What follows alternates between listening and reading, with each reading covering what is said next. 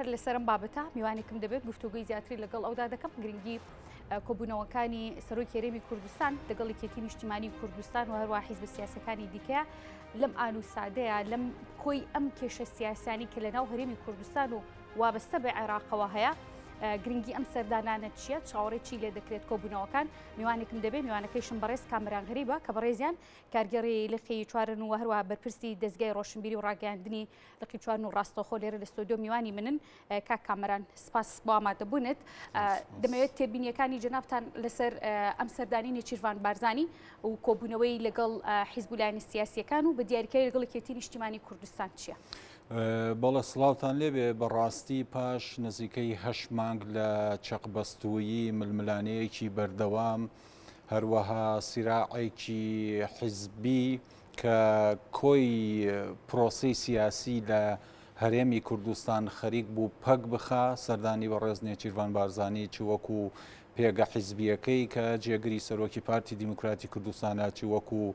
پێگە دەوڵەتیەکەی کە باڵاترین دەسەڵاتی دەوڵەتە وەکو سەرۆکی هەرێمی کوردستان گرنگێکی تایبەتی هەیە هەروە و پێشوازیەشی کە لەلایەن یەکێتی نیشتیمانی کوردستان و ئەحزابی سیاسی پاش ئەو هەموو ململانەیە لێکرێ هەروەها بەشداری لە ئاهەنگی دەرچوونی ئەفسەرانی کولیەی عەسکەری قەڵاچوالان ئەمە نیشانەی ئەوەیە کە ئێمە ئەمانەوێ دام و دەستگای حکوومەت بە شێوەیەکی سیستماتیک وەکو یەک ئیدارە وەکو یەک هەرێمی یەکگرت و کار بکەن چونکە ئێمە دۆستان و هەروەها دوژمنانیشمان ئاگاداری و مەترسیانیان کردوینێتەوە کرد لە ئەنجامی پەرتەوازەییمان کە تازەترینیان لێدوانەکەی جنین پلاسخارتەکە لە ئەنجامی پەرتەوازەیی ئێمە ئەم هەرێمە بەرەو لە ناوچوونە چێ بەرەو لاوازبوونە چێ بەرەو ئەو کارەسات و نەهامەتیانە ئەچێ کە ئێمە تاکو ئێستا بینیومانە بە چ شێوەیە گەلی ئێمە بەو ئازارانەوە تاکو ئێستاژێت لێتەوە باشە ئەم پەیامانەی جنین پلاسخارت و هەروە نێردی تایبەتی ئەمریکا کە من دواییانە سەردانی تاوی حیزب لایەنە سیاسیەکان هەرێمی کوردستانی کرد پێ دوایە پەیامانی کە ئەوان گەیاندویانە هۆکارێک بوو بە یاخود بە هەند وەرگیرا بێت لە کۆی ئەم سەردانی بە دڵنیاییەوە بە ڕۆژانە راپۆرتە نێودەوڵەتیەکان لە ژوورەکانی لێکۆڵینەوە و شرۆڤەکردن لەلایەن حیزبە سیاسیەکانەوە ئەکەوێتە بەرچاو هەروەها ئەو هەڵوێستانەی کە وڵاتانی دەور و پشتمانەروا وڵاتانەی کە مهتەم من بە کاروباری هەرێمی کوردستان وەکو هەرێمێکی فیدراڵی تاکە هەرێمی فیدراڵی لەناو عێراقا کە هەرچەند تاکو ئێستاش حکوومەتی عێراقی تەنها بەناو فیدراڵیە دان بە فیدراڵیانانێ وەکو بەڕێز نێچیروان بارزانی باسی کرد کە ئەوان پێیان وایە کە فیدراڵی عێراق لاوازەکە بەڵام نەخێرەما بێتە هۆی کاری هاوبەش وەروا بەهێزکردنی عێراق بەرەو ژیانێکی باشتر ئەمە پێویستە بە تایبەتی پارتی و یەکێتی وەکو دوو حیزبی حکومڕان کە مێژوویەکی دوور و درێژیان لە ململانێ لە ئاشتی لە شەڕ لە خۆشی و لە ناخۆشی بەیەکەوە هەیە و ڕاستە دواڕاستی جیاوازیان هەیە دوو بیر و بۆچوونیان هەیە بۆ حکومڕانی لە کوردستان بەڵام دوجار ئامانج و استراتیجێکیان هەیە کە خزمەتکردن بە هەرێمی کوردستان و خەڵکی هەرێمی کوردستانە وەکو دوو حیزبی سیاسی پێویستە زیاتر لە حیزبە سیاسیەکانی تر لە کۆمەلگای مەدەنی ئەم پەیامانە بە هەند وەربگرن چونکە دوجار بەرپرسیارەتیەکە لەسەر شانی ئەوانە ڕاستە هەر حیزبێکی سیاسی هەوڵەدا کە دەسەڵات بگرێتە دەست و پشکی هەبێت لە دەسەڵاتە بەڵام دوجار ئێمە هەندێک شتی تر هەیە کە لەسەر و دەسەڵاتەوەیە کە ئەویش خەڵکی کوردستانە خاکی کوردستانە ئەم نیشتیمانەیە کە هەمومان تایە ئاژین وەکوتم ئەم ململایەنەیانە تاکو و سنوورێک ئاساییە بەڵام دوجار کە گەیشتە ئەوەی کاریگەری هەبێ بەسەر ژیانی خەڵکەوە کاریگەری هەبێ بەسەر میدیاوە کۆمەڵێک چۆنەڵێ سوکایەتی و شەڕەجنێ و هاتە ناو میدیای کوردیەوە ناو ئەحزابی سیاسیەوە ئێمە لە ڕێی فەیسبوک و تۆڕە کۆمەڵایەتیەکانەوە یەکتر بدوێنین وای لێ هاتووە کە ئێستا پێویستە یەکێک هەبێ خاڵێکدانێ ستۆپێک بەم بارودۆخە بکات چونکە دوجار وەکو وتم هەمومان لە هەرێمی کوردستانە هاوبەشین و هاوڵاتی ئەم هەرێمی کوردستانی. باشە پێتان وایە پێشوازی و ئەو خواستی کە سەرۆکی هەرێمی کوردستان بۆ کۆبوونەوە لەگەڵ حیزبە سیاسیەکانە هەیەی بە شێوەیەکی باش پێشوازی لێ بکرێت؟ بەڵێ بە دڵنیاییەوە سەردان دوو بەشی هەیە وەکو تۆ چۆن کەسێک بۆ میوانداری ئەچێتە ماڵەوە ئەگەر میوانداریەکە بە شێوەی پێویست نەبێ تەسەوڕ ناکەم ئەوەی کە وەکو میوان چۆتە ئەو ماڵە مرتاح بێ بە دڵنیاییەوە نێچیروان بارزانیش وەکو سەرۆکی هەرێمی کوردستان دڵنیا بووە لەو خواستەی سەرکردایەتی یەکێتی نیشتیمانی کوردستان کە تامەزرۆن بۆ هەنگاوێک بۆ ئاشتەوایی بۆ لێک نزیک بوونەوە بۆ ئەوەی کە ئەم کێشانە بە ئاراستەیەکا بڕوا کە هەم پارتی و یەکێتی بتوانن زیاتر دەستیان بەتاڵ بێ بۆ ئەوەی خزمەتی هەرێمی کوردستان بکەن هەم ئەم بارودۆخە سیاسی و کۆمەڵایەتی و ئابوووریەی کە بەسەر هەرێمی کوردستانە هاتووە خەڵک ناڕازیە بە شێوەیەک لە شێوەکان کۆتایی پێبێ. باش باس لە پرسی وەزارەتی پێشمەرگەش تشکێکی بخەینە سەر سەرۆکی هەرێمیش لە وتارێکیدا هەر لە قەڵاچوالان لە کاتی ڕەسمی دابشکردنی بڕوانامەکانە باسی لەو کرد کە پێویستە دەستی حیزبی لە وەزارەتی پێشمەرگە دەربهێنرێت و تا ئێستاش لە پرۆسی چاکسازیەکانی وەزارەتی پێشمەرگە کاکرێ هێشتا هێزەکانی پێشمەرگەیەک نەخراونێتەوە. خواستی پارتی دیموکراتی کوردستان بۆی خستنەوەیان چییە؟ بەڵێ بە دڵنیاییەوە ناڵێن هیچ نەکراوە چونکە ئێمە ئەو پرۆسەیەکی دوور و درێژێت تا ئێستا چەند لیوایەک لە هێزەکانی پێشمەرگە یەک خراونەتەوە هەوڵێک هەیە کە یەکەوەی هەفتا و هەشتا بخرێنەوە سەر وەزارەتی پێشمەرگە و ئەم جیاکاریە وەکو چۆنەڵێت جوغرافی و حیزبیە کۆتایی پێ بدێ بەڵام دوجار ئەوەی کە گرنگە نیەتی پارتی و یەکێتیە ئایا ئەوان تا چەند نیەتیان هەیە کە هێزێکی یەکگرتوو وەکو منزومەیەکی دیفاعی لە هەرێمی کوردستانە هەبێکاویش هێزی پێشمەرگەیە بە دڵنیاییەوە وەکو پارتی دیموکراتی کوردستان وەکو لێدوانی سەرکردایەتی پارتی و هەروە جەنابی سەرۆک بارزانی مکڕن لەسەر ئەوەی کە هێزی پێشمەرگەی کوردستانی یەک بخرێتەوە بەڵام دوجار ئەمە پرۆسەیەکە کە پێویستی بەوە هەیە کۆمەڵی سێکتەری تریش لە ئەنجامی ئەو دوو ئیداری کە دروست بووە هەمووی پەیوەستە بە یەکەوە وەکو ئەڵقەیەک لە زنجیرێک پەیوەستن بە یەکەوە کە پێویستە لە هاوشان لەگەڵ وەزارەتی پێشمەرگەیە ئەمە جێبەجێ بکرێ. پرۆسەی چاکسازیمان ئێمە لەبەردەستایە پێویستە ئەحزابی سیاسی چ پارتی چ یەکێتی چێ و حیزبانەی تریش کە لە ناو حکوومەتە هەن و لە ناو حکوومەتی شانین ئەگەر ئەو دروشمانەی کە هەڵیان گرتووە کە لە پێناوی بەرژەوەندی خەڵکی کوردستانە کارەکەن ئەو پرۆسەی چاکسازیە یارمەتی دەربن یارمەتیدەری سەرۆکی حکوومەتی هەرێم و هەروەها سەرۆکی جێگری سەرۆکی حکوومەتی هەرێم بنکاریەکە و لە حیزبێکی جیاوازە بۆ چونکە دوجار ئەم پرۆسە چاکسازیە بۆ یەکە بارودۆخی ئابووری خەڵک هەروەها بارودۆخی ژیانی دانیشتوانی هەرێمی کوردستان بەرەو باشتر بڕوە ئەگەر وانەکەین بەڕاستی من بە دوێنێ لە چاوپێکەوتنێکی کەش لە کوردستان 24 باسم لەوە کرد کە تاکو ئێستا خەڵک بووە کە پشتیوانی شۆڕشەکان بووە بۆیە پێویستە چ پارتی چ یەکێتی وەکو ئایکۆنەکانیان کە لە حکوومەتی هەرێمی کوردستانە هەن ئەوەندە لە خەمی ئەوەدا بن کە ژیانی خەڵکی کوردستان بەرەو باشتر بن ململانە حیزبیەکان دوجار بەردەوامە بێ بەڵام ئەبێ کاڵ بێتەوە چونکە ئێمە حیزبێکی جیاوازین و هەرێکەوە بۆ ئامانجێکی خۆی وەکو حیزب کارەکە. باشە دواتر پرسیارێکی دیکە و لێکم لەسەر ئەو ململانەیە حیزبیانی کە ڕوودەدەن بەڵام باس لەو کرد کە پرۆسی چاکسازی لە وەزارەتی پێشمەرگە پێویستی بە چاکسازی لە سێکتەری دیکە ئەو سێکتەرانە چین؟ کۆی پرۆسەی چاکسازی تەنها تایبەت نییە بە وەزارەتی پێشمەرگە لە مەلەفی شەهیدانە لە مەلەفی زیندانیانی سیاسیە لە کارمەندانی حکوومەتی هەرێمی کوردستانە دوو موچەیی ئەوەی کە پێوترێ بندیوارەوانەی کە دەوام ناکەن و موچە وەرەگرن ئەمە کۆی مەلەفی چاکسازیە هەروەها ئەو خاڵە سنووریەکان سەرتاسەری هەرێمی کوردستان کە پێویستە داهاتەکانیان دوجار بگەڕێتەوە بۆ خەزێنەی حکوومەتی هەرێمی کوردستان بۆی بتوانێت موچە و ئەو شایستە داریایانەی کە خەڵکی کوردستان شایستەین پێیدابین بکرێ ئەمە کۆی چاکسازیەکەیە ناکرێ بڵێ من لە وەزارەتێکە چاکسازیەکەم وەزارەتێکی کە واز لێهێنم پێویستە سەرجەم وەزارەتەکان چاکسازی تیا بکرێت چونکە ئێمە ئازانین لە ململانەیەکی حیزبیە زۆر کار کراوە کە شیاو نییە تەنها لە پێناوی بەرژەوەندی حیزبیە لە پێناوی بەدەستهێنانی دەنگە پارتیش کردوێتی یەکێتیش کردوێت یا حزابی سیاسی تریژەوەی کە لە ناو دەسەڵات هەبوون و لە دەرەوەی دەسەڵاتیش بوون کردویانە کەس ناتوانێت ئەمە خۆی لێ بێبەریکە بەڵام دوجار ئەو نیەتەی کە کۆتایی بەم چاکسازیە هێنێ پێویستە هەموو دەنگێکی نیشتیمانی هەموو تاکێکی نیشتیمان پەروەەر ئەوەی کە دڵی بەم خاکە و بەم وڵاتە ئەسووتێ پشگیری و هەنگاوانە باشە کێبڕکی سیاسی لە تەواوی جیهاندا لە پرۆسە سیاسیەکاندا شتێکی نۆرماڵ و ئاساییە بەڵام کێشمە سیاسیەکان منلانی سیاسیەکان کە کاریگەری ڕاستەخۆی لەسەر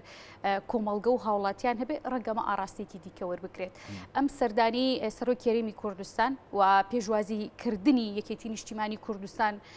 بە بەڕێوەڕسمێکی شایستە و هەروە حیزبەکانی دیکەش پێشوازی لە سەرۆکی هەرێمی کوردستان ئەم تێڕوانین و ئەم کێشمە سیاسیانە ئاراستەکی بەرەوکوێ بە چاوەڕێکرێت کە لەم دانیشتنانەیە کۆتایی بەم کێشمانە بهێنرێت ناکۆکی کێشمەکێش بەردەوامە یاعنی تۆ ناکرێ بڵێ ئێمە وەکو حیزبێک تەنانەت لە ناو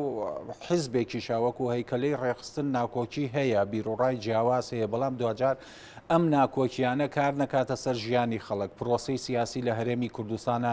نەوەستێنێ پرۆسەی بازرگانی هەروەها دیبلۆماسی لە هەرێمی کوردستانە نەوەستێنێت چونکە ئێمە دۆستان و دوژمنانی چاویان لەوەیە کە ئێمە ئایا بزانن بەجیا لەگەڵ ئێمەیا دانیشن یا وەکو چۆنەڵێ یەک کوتلەی کوردستانی ئەوەشی کە ئێستا لە عێراقا ڕووەیە چەقبەستووی سیستەمی سیاسی عێراق ڕاستە بەشێکی زۆری پەیوەستە بە ماڵی شیعەوە بەڵام هەرێمی کوردستانیش لەوە بێبەش نییە دوجار ئێمە لەسەر مەوزوعی سەرۆکایەتی کۆمار لە یەکێتی و پارتی ناکۆکیمان هەیە وەکو کۆمەڵێک پرسیتر ناکۆکیمان هەیە بەڵام دوجار هەر لە نزیکەوە یەکتر بینین و مخاتەبەکردنی یەکتر بە دانیشتنی بەم شێوەیە زۆر باشترە تاوەکو ئێمە لە تەلەڤیزۆنەکان و هەروەها لە ڕێی سۆشیال میدیا و مخاتەبە یەکتر باشە ئەم کۆبوونەوانە ئەم چەقبەستویە دەزانین کە کێشە سیاسەکانی هەرێم لەگەڵ کێشە سیاسەکانی بەغدا بە یەک پاکێج لێستادا سیر دەکرێن ئەم چەقبەستویە سیاسی کە لە عێراقا هەیە ئەم کۆبوونەوە و توێژانی کە حیزبە سیاسەکان لە ناوخۆیانە ئەنجامی دەدەن پرۆسی سیاسی عێراق بکوێ دەبا دەکرێت چاوەڕێی لێ بکرێت کە هەرێمی کوردستان بە سەربەخۆیی یاخود بێگرتوویەکی زیاتر لەم هەنگاوی داهاتوە بۆ حکوومەتی عێراق هەنگاو بنێ بەڵێ ئەم کۆبوونەوانە بە دڵنیاییەوە ئەنجامێکی باشی ئەبێ بۆ کردنەوەی دەرگایەک بەڕۆی